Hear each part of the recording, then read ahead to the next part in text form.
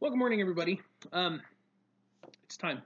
After a lot of discussion, a lot of humming and hawing and trying to figure out what's going to work best for everybody, Mrs. Baldwin and I decided that the next book we want to read is Holes. It's a fantastic book by a person named Louisa Carr. Holes.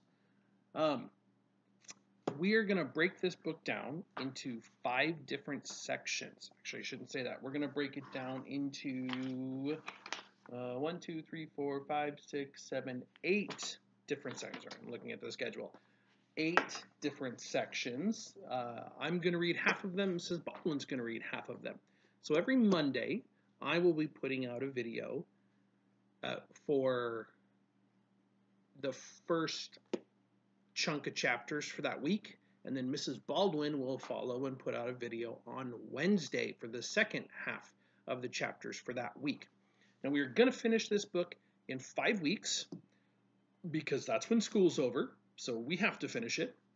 But along with that, we're going to be trying to get together every Thursday for a video conference. For those of you that were with us on Friday for the video conference, I think it worked really, really well.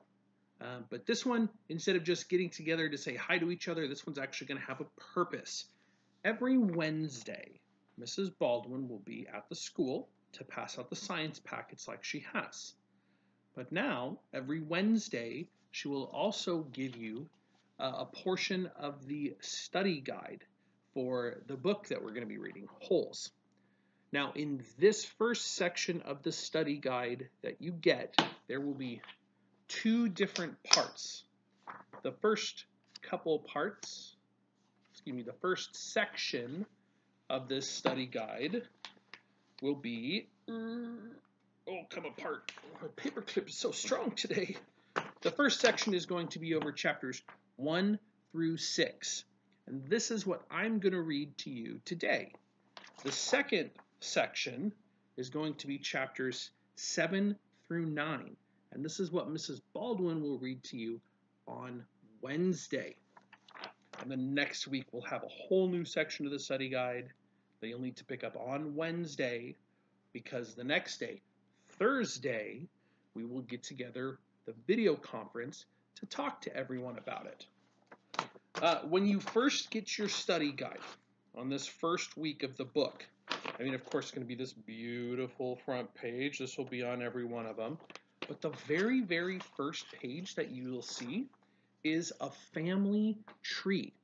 Now, if you don't know what a family tree is, it goes all the way from you down here at the bottom, and then it goes up, and it follows your family. Your lineage is what it's called. Follows all the way up to your mother, your father, all the way up to your mother's mom and dad, which would be your grandmother and grandfather, and then up a little bit further to your great-grandmother and great-grandfather for both your mother's side, and then it does the same thing for your father's side. Once we start reading the book, this will start to make a little bit more sense. The book is really centered around one person, but that one person thinks a lot about his family and his grandfather and his great-grandfather. So this is just kind of a cool, fun, extra little page to throw in there. I'm sure that probably most of us could fill in these first couple things up to maybe our grandparents, but our great-grandparents, gosh, I don't even know their names. For me to find out that, I would have to talk to my mom and dad and figure it out. Now, for a lot of people, like me, I have more than one dad. So what do I do? Because there's only one spot for father here. Well, for me, I would actually take this and I would grab just a blank sheet of paper like this, and I would probably make my own. Probably turn it sideways, have me at the bottom, and then go over to my mom, and then to my dad, and then to my dad. Or if you have a stepmom, maybe have mom, dad, stepmom, stepdad, however you want to fill it out, and see if you can go all the way up. But like I said, for a lot of people who have more than one set of parents, this little guy might not work. So maybe just create your own. That's what I'm going to have to do. So there we go. There's always a workaround. Like I said, every Monday, I will put out some chapters and I will read them to you. Every Wednesday, Mrs. Baldwin will put out some chapters and read them to you. And then on Wednesday, the same day Mrs. Baldwin reads, you will go to the school, and you'll need to do this, go to the school, pick up your study guide. I have pages everywhere.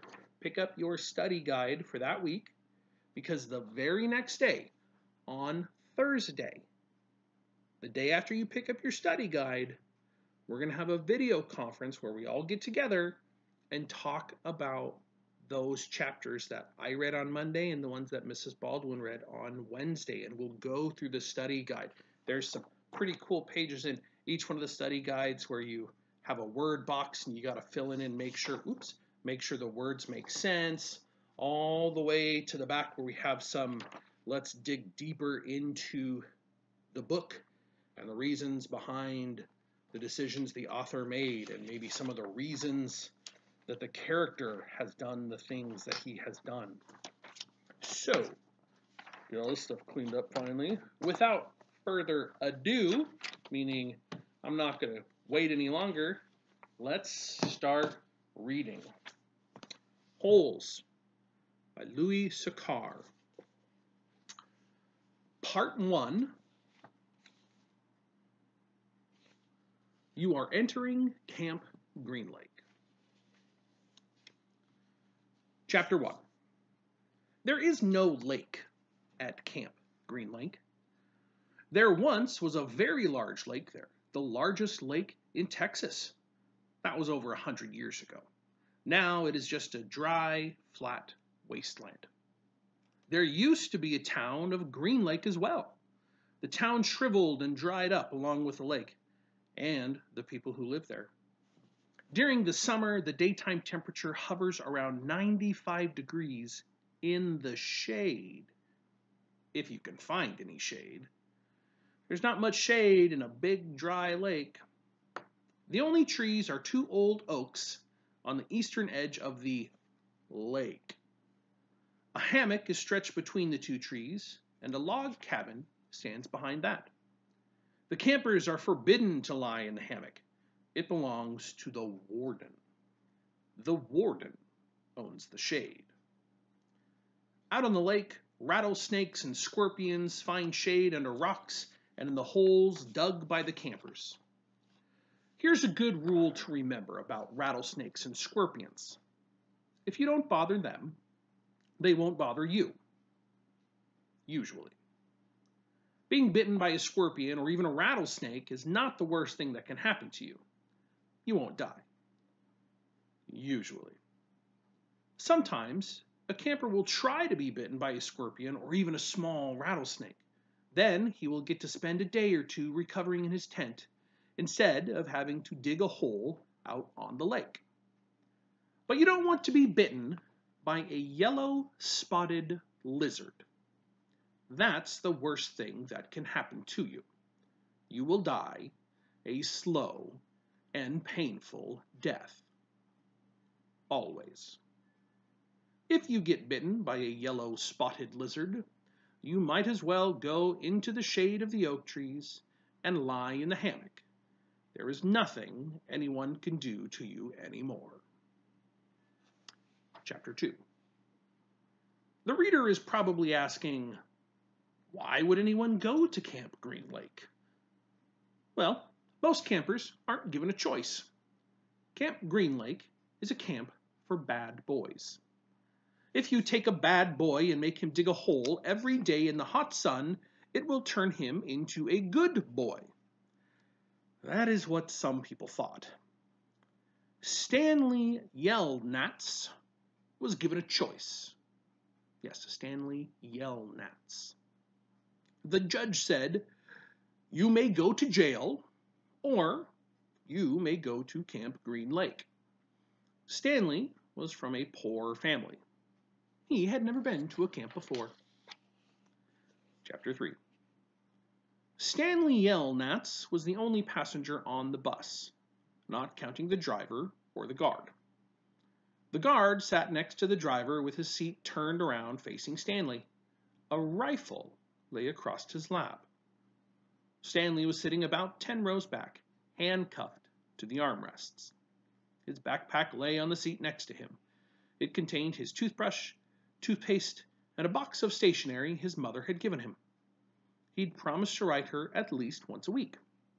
He looked out the window, although there wasn't much to see, mostly fields of hay and cotton.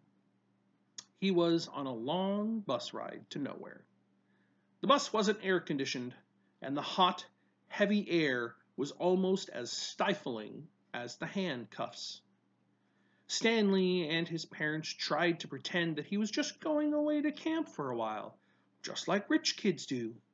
When Stanley was younger, he used to play with stuffed animals and pretend the animals were at camp. Camp fun and games, he called it. Sometimes he'd have them play soccer with a marble. Other times they'd run an obstacle course or go bungee jumping off of a table tied to a broken rubber band. Now Stanley tried to pretend he was going to camp fun and games. Maybe he'd make some friends, he thought, or at least he'd get to swim in the lake. He didn't have any friends at home. He was overweight, and the kids at his middle school often teased him about his sides. Even his teachers sometimes made cruel comments without realizing it. On his last day of school, his math teacher, Mrs. Bell, taught ratios. As an example, she chose the heaviest kid in the class and the lightest kid in the class and had them weigh themselves. Stanley weighed 3 times as much as the other boy. Mrs. Bell wrote the ratio on the board, 3 to 1, unaware of how much embarrassment she had caused both of them. Stanley was arrested later that day. He looked at the guard who sat slumped in his seat and wondered if he'd fallen asleep. The guard was wearing sunglasses, so Stanley couldn't see his eyes. Stanley was not a bad kid. He was innocent of the crime for which he was convicted. He'd just been in the wrong place at the wrong time. It was all because of his no-good, dirty, rotten, pig-stealing great-great-grandfather. He smiled. It was a family joke. Whenever anything went wrong, they always blamed Stanley's no-good, dirty, rotten, pig-stealing great-great-grandfather. Supposedly, he had a great-great-grandfather who had stolen a pig from a one-legged gypsy, and she put a curse on him and all his descendants. Stanley and his parents didn't believe in curses, of course. But whenever anything went wrong, it felt good to be able to blame someone. Things went wrong a lot. They always seemed to be in the wrong place at the wrong time. He looked out the window at the vast emptiness. He watched the rise and fall of telephone wire. In his mind, he could hear his father's gruff voice softly singing to him. If only, the woodpecker sighs, the bark on the tree was just a little bit softer. While the wolf waits below, hungry and lonely, he cries to the moon, if only, if only. It was a song his father used to sing to him. The melody was sweet and sad, but Stanley's favorite part was when his father would howl the word moon. The bus hit a small bump, and the guard sat up, instantly alert. Stanley's father was an inventor. To be a successful inventor, you need 3 things: intelligence, perseverance, and just a little bit of luck. Stanley's father was smart and had a lot of perseverance. Once he started a project, he would work on it for years, often going days without sleep. He just never had any luck. Every time an experiment failed, Stanley would hear him cursing his dirty, rotten, pig-stealing great-grandfather. Stanley's father was also named Stanley Yelnats. Stanley's father's full name was Stanley Yelnats III. Our Stanley is Stanley Yelnats IV. Everyone in his family has always liked the fact that Stanley Yelnats was spelled the same frontward and backward. so they kept naming their sons Stanley. Stanley was an only child, as was every other Stanley Yelnats before him. All of them had something in common. Despite their awful luck, they always remained hopeful. As Stanley's father liked to say, I learn from failure. But perhaps that was part of the curse as well. If Stanley and his father weren't always hopeful, then it wouldn't hurt so much every time their hopes were crushed. Not every Stanley Yelnats has been a failure, Stanley's mother often pointed out. Whenever Stanley or his father seemed so discouraged that they actually started to believe in the curse. The first Stanley Yelnats, Stanley's great-grandfather, had made a fortune in the stock market. He couldn't have been too unlucky. At such times, she neglected to mention the bad luck that befell the first Stanley Yelnats. He lost his entire fortune when he was moving from New York to California. His stagecoach was robbed by the outlaw Kissin' Kate Barlow. If it weren't for that, Stanley's family would now be living in a mansion on a beach in California. Instead, they were crammed into a tiny apartment that smelled of burning rubber and foot odor. If only, if only. The apartment smelled the way that it did because Stanley's father was trying to invent a way to recycle old sneakers. The first person who finds a use for old sneakers, he said, will be a very rich man. It was the latest project that led to Stanley's arrest. The bus ride became increasingly bumpy because the road was no longer paved. Actually, Stanley had been impressed when he first found out that his great-grandfather was robbed by Kissin' Kate Barlow. True, he would have preferred living on the beach in California, but it was still kind of cool to have someone in your family robbed by a famous outlaw. Kate Barlow didn't actually kiss Stanley's great-grandfather. That would have been really cool. But she only kissed the men she killed. Instead, she robbed him and left him stranded in the middle of the desert. Be careful, the bus driver said as Stanley walked down the steps. Stanley wasn't sure if the bus driver meant for him to be careful going down the steps or if he was telling him to be careful at Camp Green Lake. Thanks for the ride, he said. His mouth was dry and his throat hurt. He stepped onto the hard, dry dirt. There was a band of sweat around his wrist where the handcuff had been. The land was barren and desolate. He could see a few run-down buildings and some tents. Farther away, there was a cabin beneath two tall trees. Those two trees were the only plant life he could see. There weren't even a tattoo of a rattlesnake on his arm, and as he signed his name, the snake's rattle seemed to wiggle. I used to smoke a pack a day. Now I eat a long, miserable bus ride, and felt a little sorry for the guard and the bus driver. The man in the cowboy hat spit sunflower seed shells into a waste paper basket. Then he walked around the desk to Stanley. My name is Mr. Sir, he said. Whenever you speak to me, you must call me by my name. Is that clear? Stanley hesitated. Yes, Mr. Sir, he said, though he couldn't imagine that was really the man's name. You're not in the Girl Scouts anymore, Mr. Sir said. Stanley had to remove his clothes in front of Mr. Sir, who made sure he wasn't hiding anything. Then he was given 2 sets of clothes and a towel. Each consisted of a long-sleeve orange jumpsuit, an orange t-shirt, and yellow socks. Stanley wasn't sure if the socks had been yellow originally. He was also given white sneakers, an orange cap, and a canteen made of heavy plastic, which unfortunately was empty. The cap had a piece of cloth sewn on the back of it for neck protection. Stanley got dressed. The clothes smelled like soap. Mr. Sir told him he should wear one set to work in and one set for relaxation. Laundry was done every 3 days. On that day, his work clothes would be washed.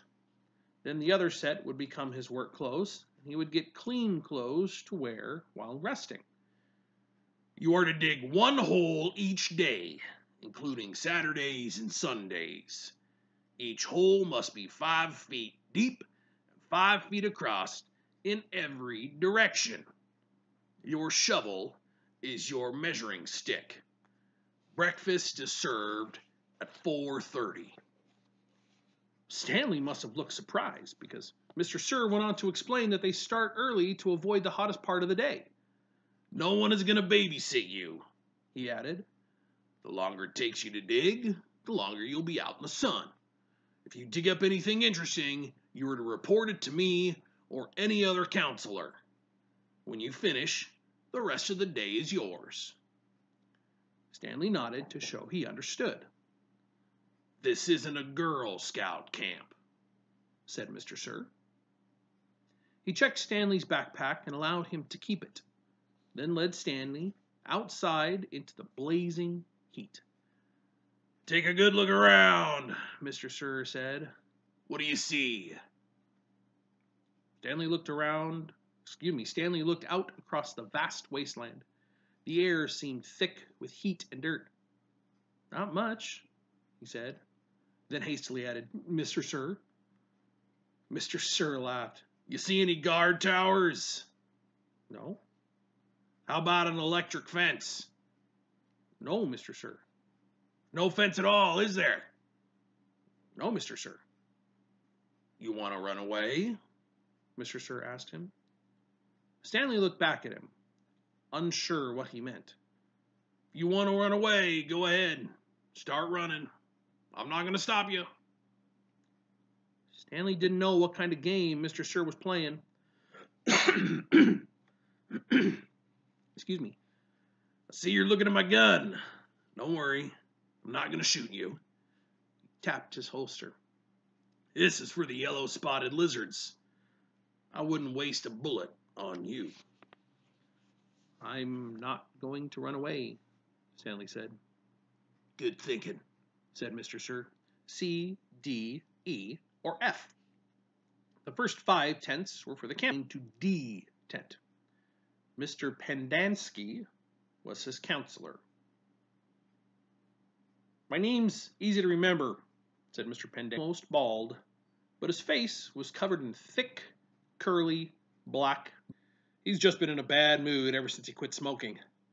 The person you've got to worry about is the warden. There's really only one rule at Camp Green Lake. Don't upset the warden. Stanley nodded as if he understood.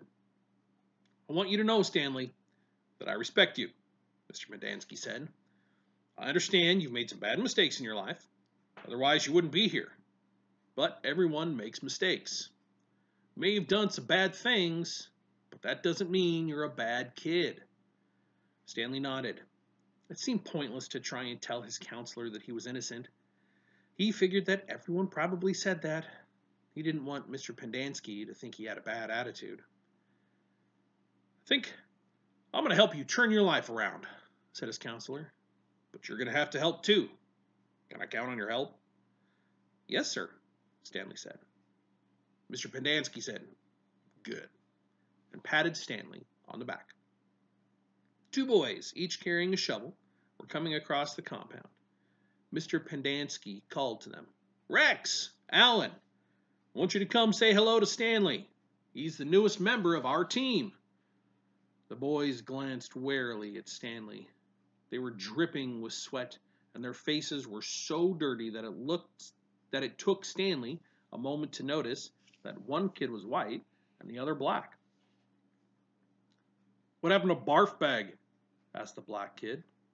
Lewis is still in the hospital, said Mr. Pendanski. He won't be returning. He told the boys to come shake Stanley's hand and introduce themselves like gentlemen. "Hi," the white kid grunted. "That's Alan," said Mr. Pendanski. "My name's not Alan, it's Squid, and that's X-Ray."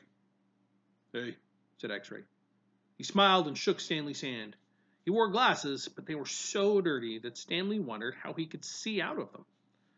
Mr. Pendanski told Alan to go to the rec hall and bring the other boys to meet Stanley. Then he led him inside the tent. There were 7 cots, each one less than 2 feet from the next to it. "Which was Lewis's cot?" Mr. Pendanski asked. "Barfbag slept there," said X-Ray, kicking one of the beds. "All right, Stanley, that'll be yours," said Mr. Pendanski. Stanley looked at the cot and nodded. He wasn't particularly thrilled about sleeping in the same cot that had been used by somebody named Barfbag.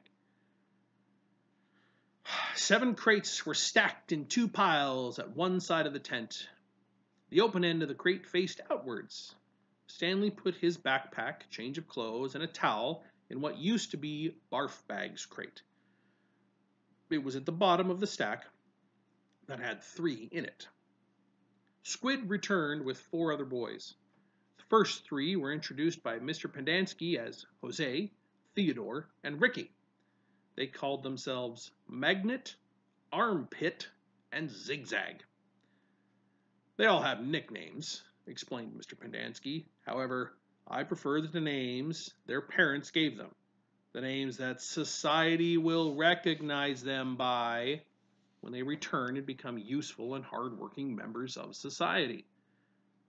"It ain't just a nickname," X-Ray told Mr. Pendanski. He tapped the rim of his glasses. "I can see inside you, Mom. You got a big, fat heart." The last boy either didn't have a real name or else he didn't have a nickname. Both Mr. Pendanski and X-Ray called him Zero. "You know why his name's Zero?" asked Mr. Pendanski. "Because there's nothing inside his head." He smiled and playfully shook Zero's shoulder. Zero said nothing. "And that's Mom," a boy said. Mr. Pendanski smiled at him. "If it makes you feel better to call me Mom, Theodore, go ahead and call me Mom." He turned to Stanley. "If you have any questions, Theodore will help you. You got that, Theodore? I'm depending on you." Theodore spit a thin line of saliva between his teeth, causing some of the other boys to complain about the need to keep their home sanitary. "You were all new here once," Mr. Pendanski said, and you all know what it feels like. I'm counting on every one of you to help Stanley." Stanley looked at the ground. Mr. Pendanski left the tent, and soon the other boys began to file out as well, taking their towels and change of clothes with them.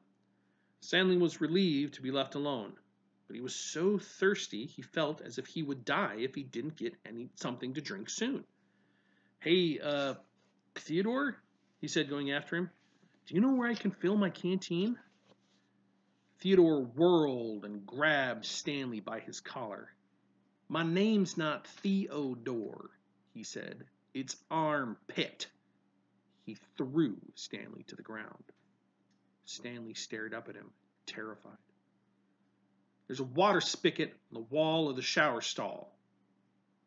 "Thanks, Armpit," said Stanley.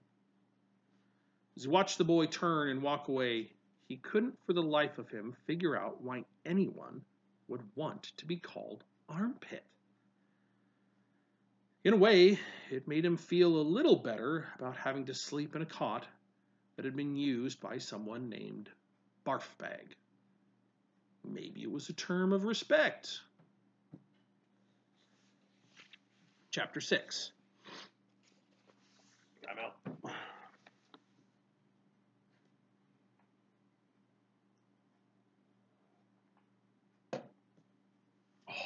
There we go.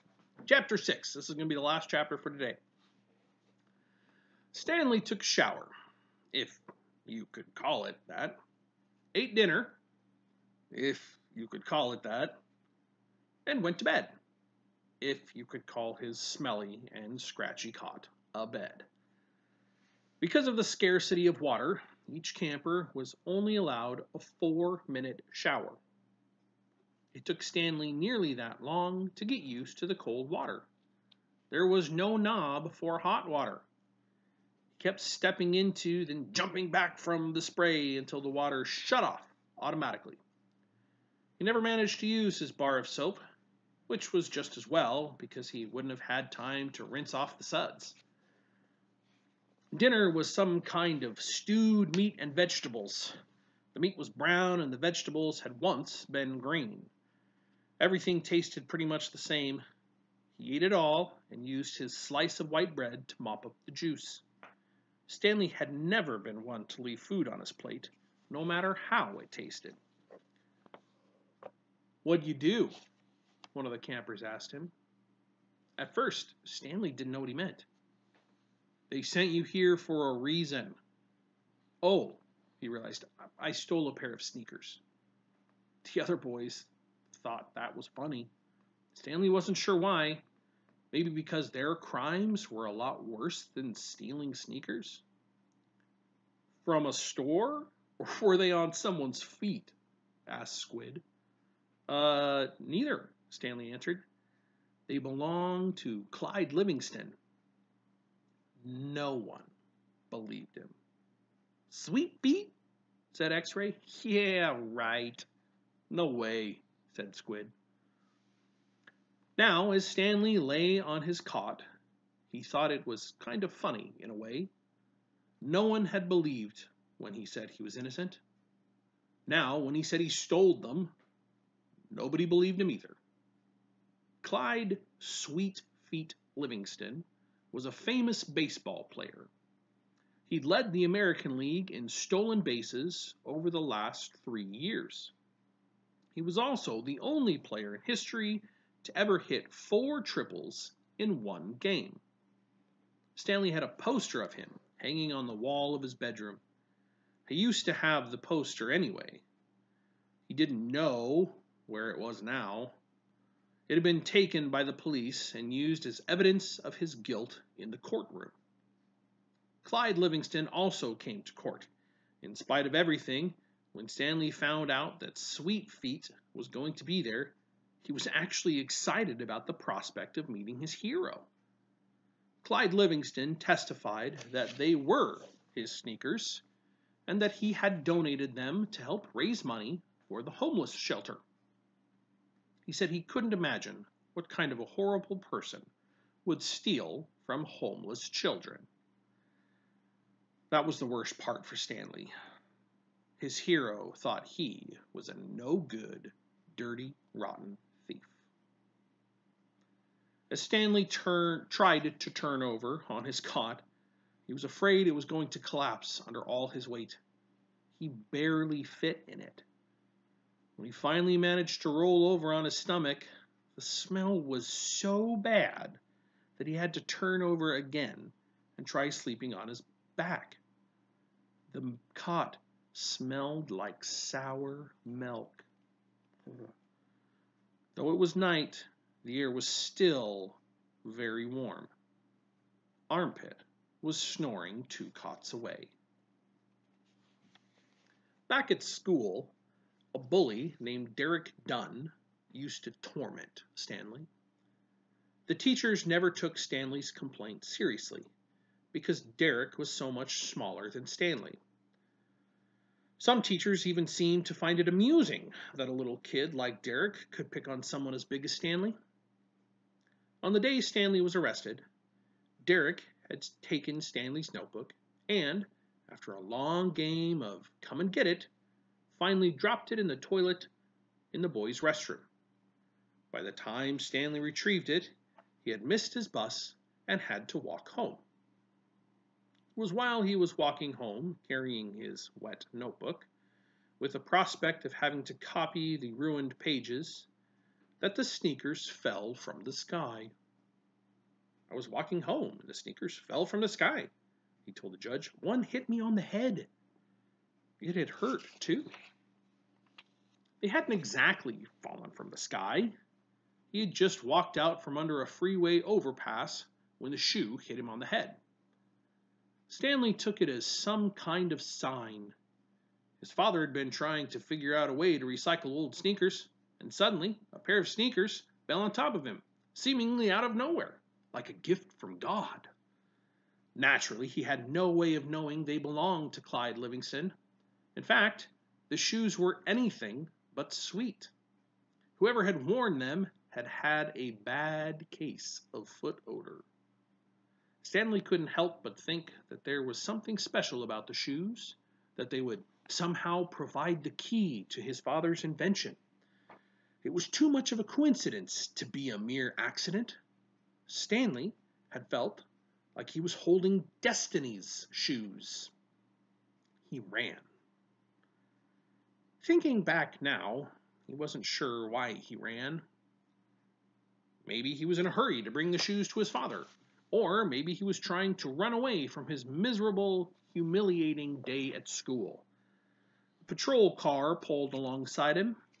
A policeman asked him why he was running. Then he took the shoes and made a call on his radio. Shortly thereafter, Stanley was arrested. It turned out that the sneakers had been stolen from a display at the homeless shelter. That evening, rich people were going to come to the shelter and pay hundreds of dollars to eat the food that the poor people ate every day for free. Clyde Livingston, who had once lived at the shelter when he was younger, was going to speak and sign autographs. His shoes would be auctioned, and it was expected that they would sell for over $5,000. All the money would go to help the homeless. Because of the baseball schedule, Stanley's trial was delayed several months. His parents couldn't afford a lawyer. "You don't need a lawyer," his mother had said. "Just tell the truth." Stanley told the truth, but perhaps it would have been better if he had lied a little. He could have said he found the shoes in the street. No one believed they fell from the sky. It wasn't destiny, he realized. It was his no-good, dirty, rotten, pig-stealing great-great-grandfather. The judge called Stanley's crime despicable. "The shoes were valued at over $5,000. It was money that would provide food and shelter for the homeless, and you stole that from them, just so you could have a souvenir." The judge said there was an opening at Camp Green Lake, and he suggested that the discipline of the camp might improve Stanley's character. It was either that or jail. Stanley's parents asked if they could have some time to find out more about Camp Green Lake, but the judge advised them to make a quick decision. "Vacancies don't last long at Camp Green Lake."